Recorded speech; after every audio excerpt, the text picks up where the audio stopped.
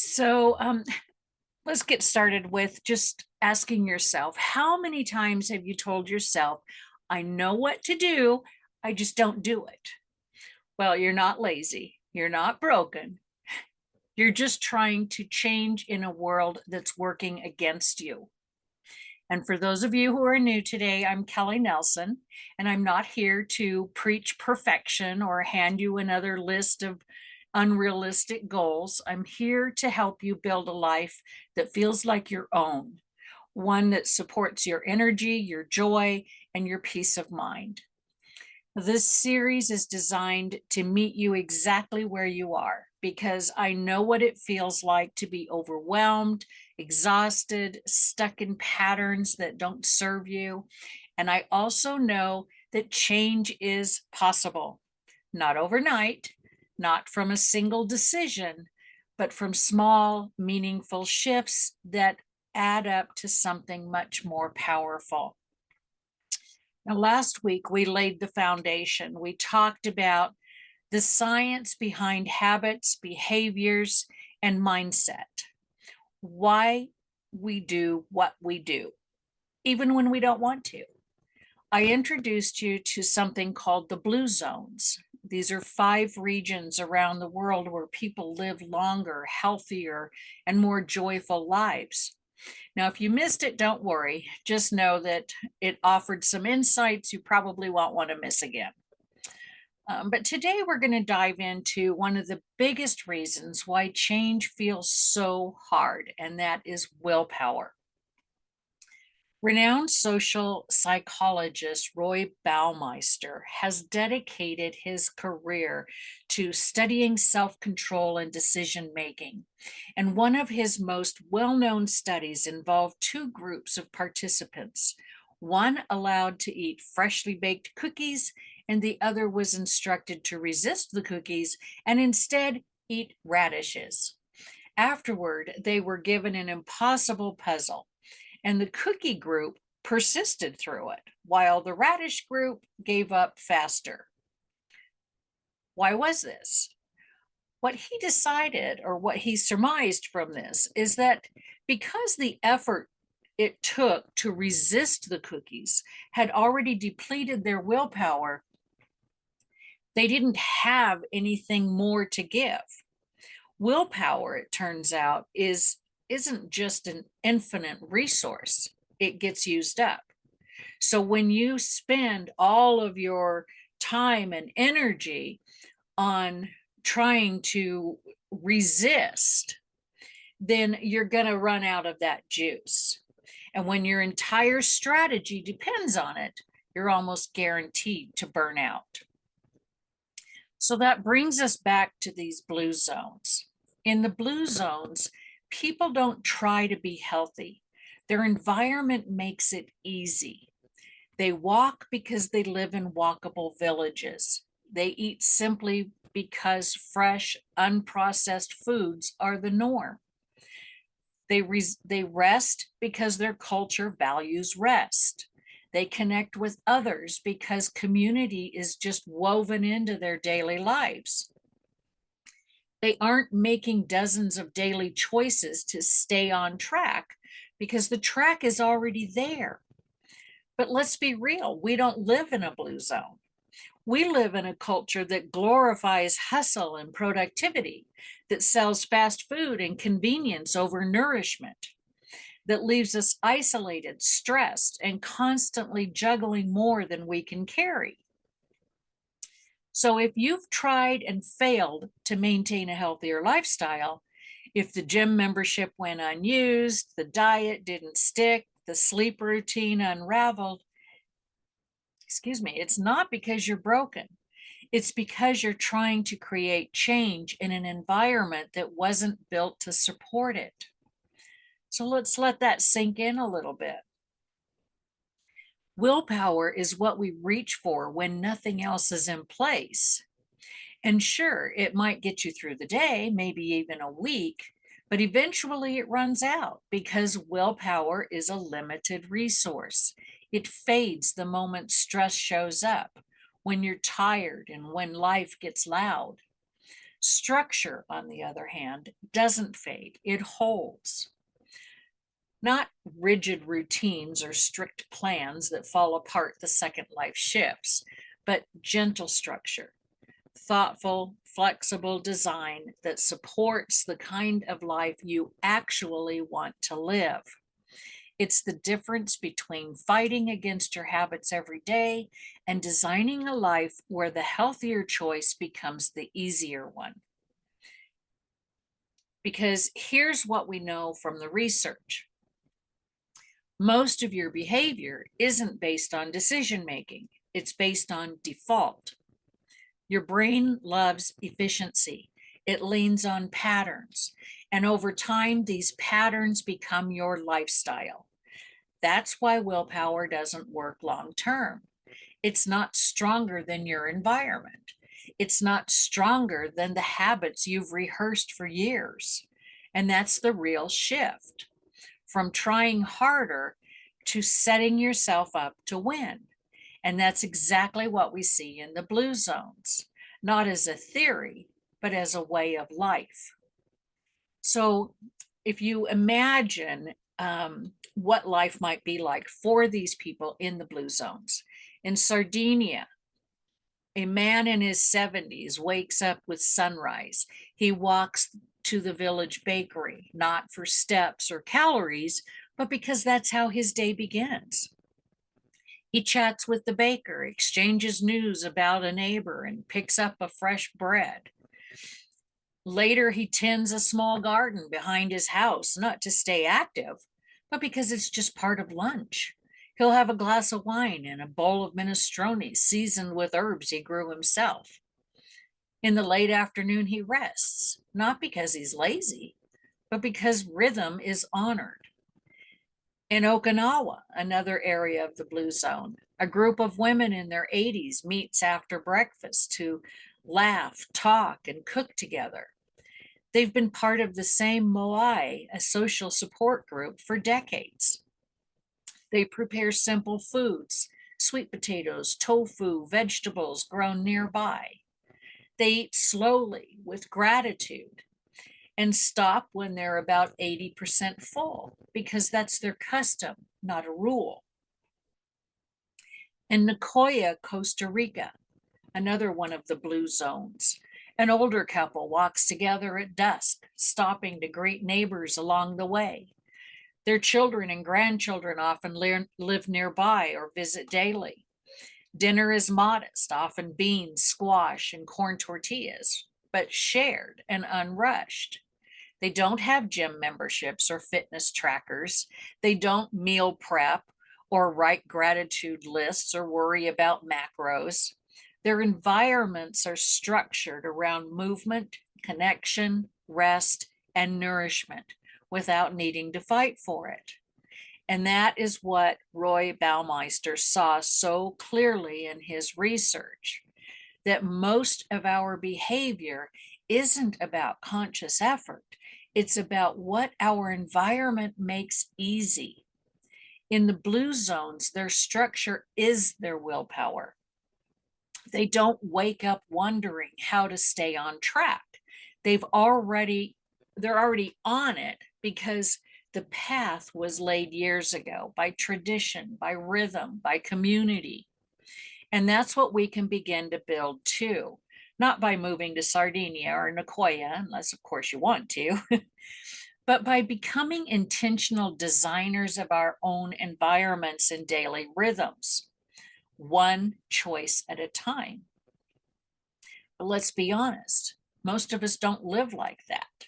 Whether you're working a full-time job, running your own business, or retired with a more open schedule, our days tend to follow a similar pattern. We wake up to a list already running in our heads, emails to answer, errands to run, things to fix, people to check in on.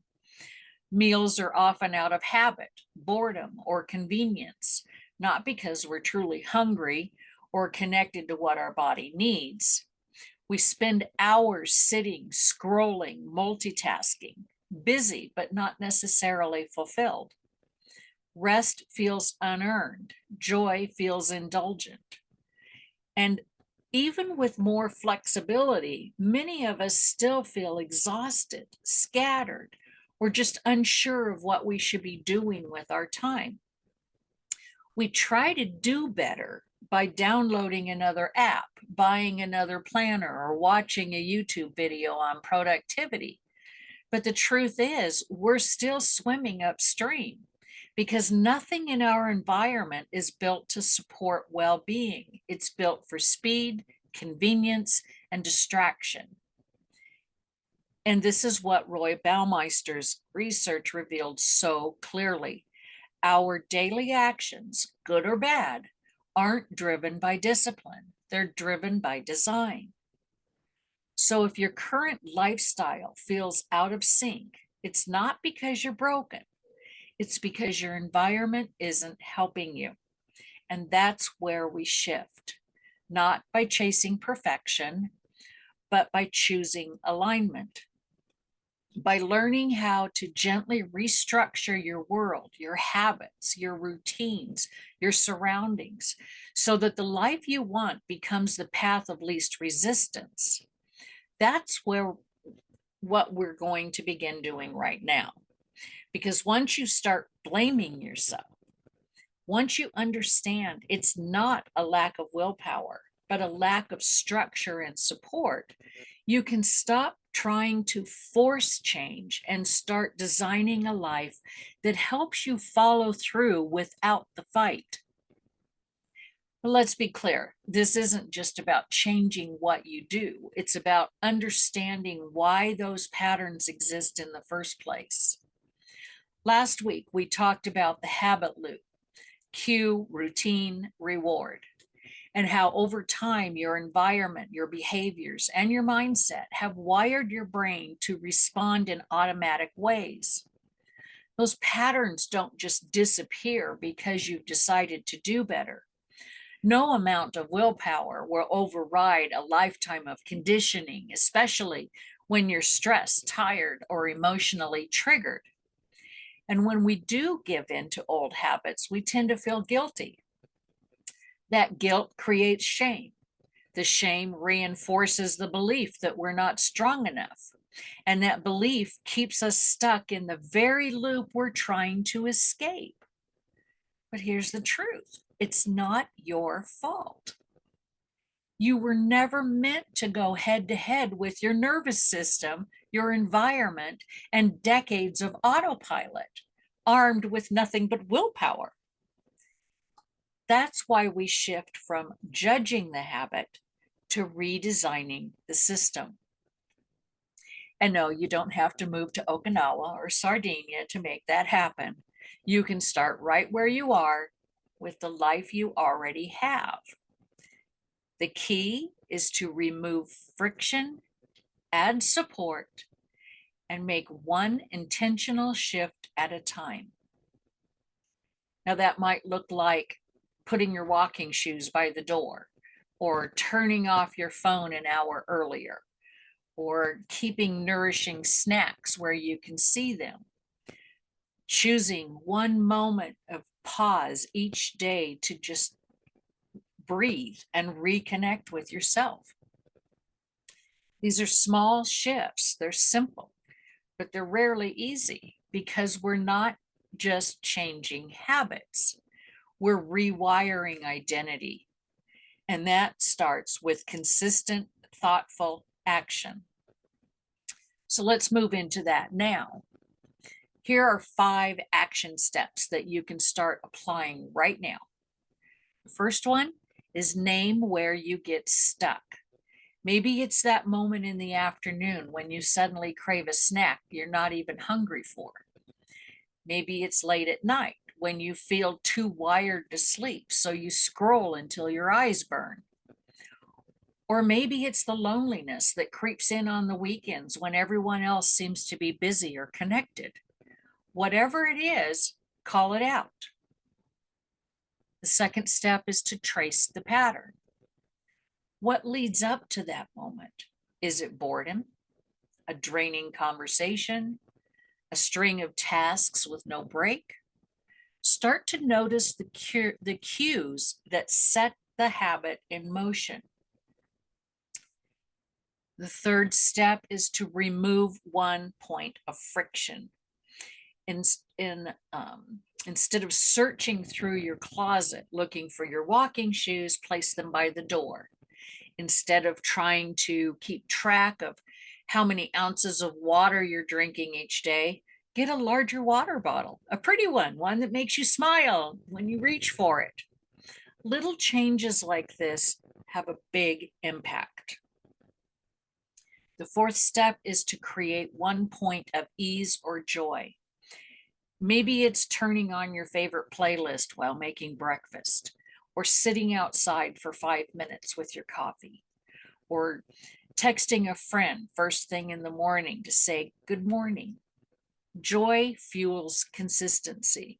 So the more we can infuse that into our life, the easier everything gets. And the fifth step is to redefine success. Success might be stretching for 5 minutes instead of skipping exercise altogether, or saying no to one thing that doesn't serve you, or simply showing up for yourself without judgment. So, what does this life look like? Let's imagine now making some of these changes. Imagine waking up feeling fully refreshed and ready to face the day. You stretch your body before getting out of bed, not because you have to, but because it just feels good. You sip your morning coffee slowly with intention.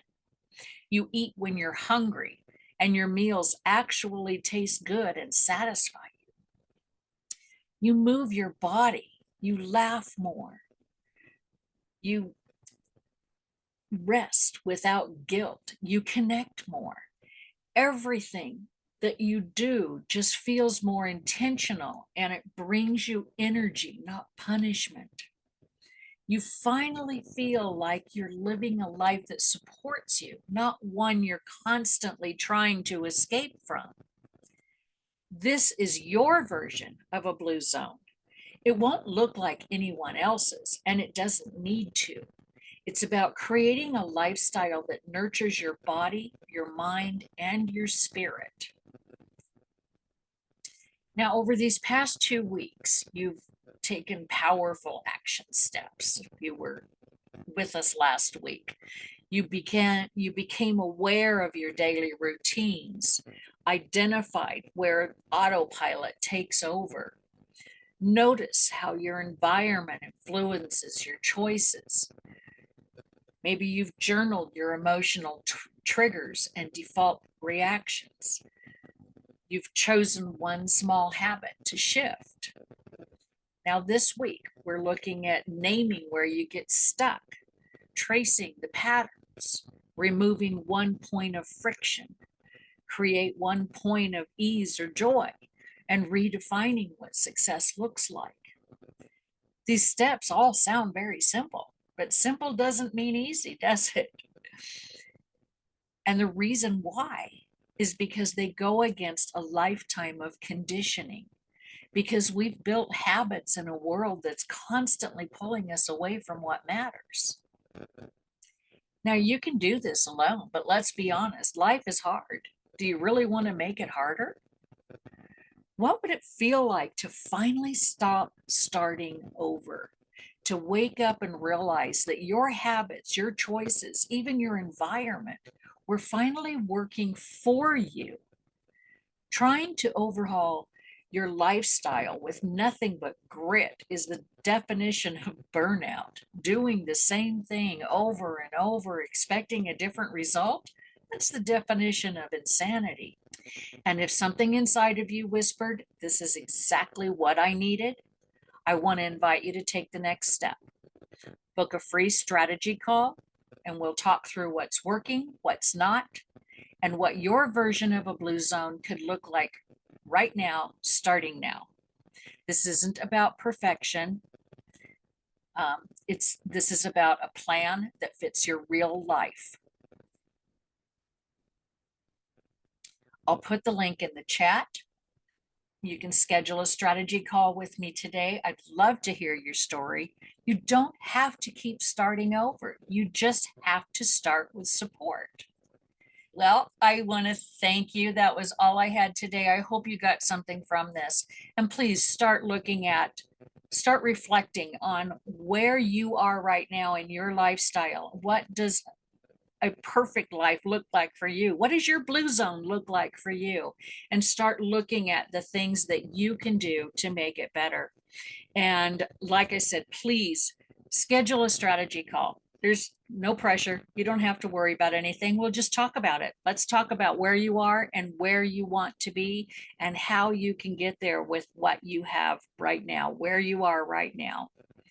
Thank you all so much for joining me today. I am so grateful that you were able to take this time out to spend with me today. And I look forward to seeing you next week, where we'll just keep layering on to this. This is a 10-week process, and we'll just keep layering on. So thank you so much.